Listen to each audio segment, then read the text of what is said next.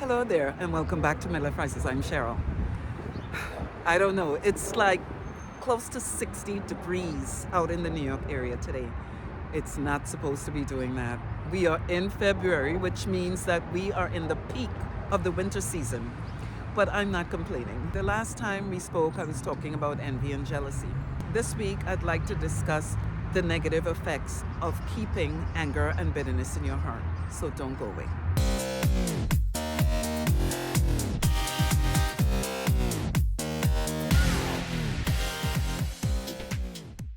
So yeah, if you're not new to the channel, you'll know that I've spent a lot of time talking about controlling emotions, emotional intelligence, and the negative effects of not having the ability to do so.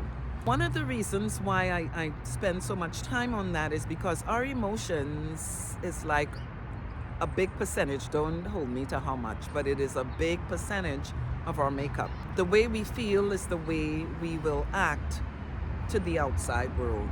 Whether or not we're discussing what we feel, this is what's happening on the internal. You know, we've passed through our adolescent years and we're working our way up to midlife. Things happened on its way. A lot of it was not positive. And if you're not able to ward off the negative effects of what took place, you can be a walking time bomb. That is if you did not take the responsibility to do the work. And when I say do the work, I'm going to be more clear on that. Identifying what's going on with you, reason with how you're going to deal with it going forward, and your main goal really is to fix it, because once you are able to do that, you can have that peace of mind, that fruit of the spirit, the happiness, the peace. I spend time also talking about doing that me time, because it's important. When you spend time with yourself, you're able to do that self-talk. You're able to reason, morning in on what you're saying to yourself. You know, that is how you do it.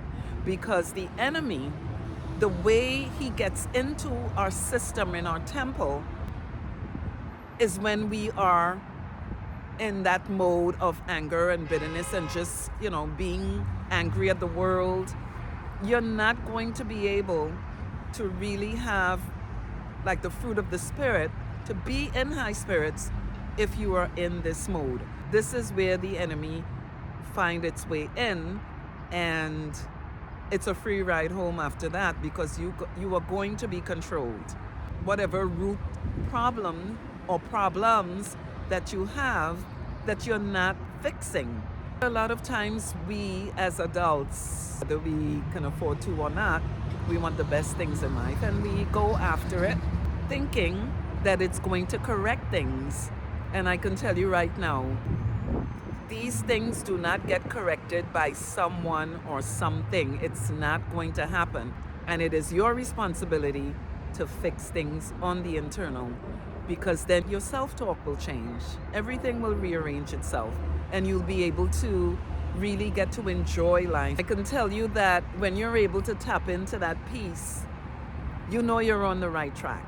The minute you're feeling turmoil and anger and bitterness all the time and you're just like out of whack, that's not anything that is from the divine. It's not. It's the other side. And I don't know if you want to hang out there, because you're not going to be at peace. I've never met anyone that does not want to have their peace. Why would you not want that? Find your inner peace, because when you have it on the inside, it will permeate on the outside, and you'll find that the way you're dealing with others, the things that you do to others, the way that you are, interacting with the world will be a lot different when you're on the right track. So take that time, take that quiet time, and work to get the anger and bitterness out of your system. It is not going to do you any good walking around like that, and it's not healthy. It actually takes a toll on your system, your heart, and all of your organs. It takes so much more energy to frown and to be angry and bitter. It takes a lot more energy to do that than to be pleasant. I know what peace is, thank God. I've done a good bit of traveling. I've lived in different places. Not to, take up too much time on this video, but I remember in one of the places that I lived on a Sunday, my boys would be outside playing and I would just lay there, and it is a feeling that I really can't describe.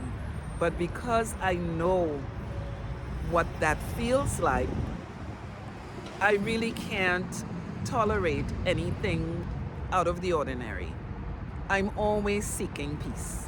And anything that tries to interfere with that, I try not to mess around with. Even the jobs that I do, I just can't live in turmoil.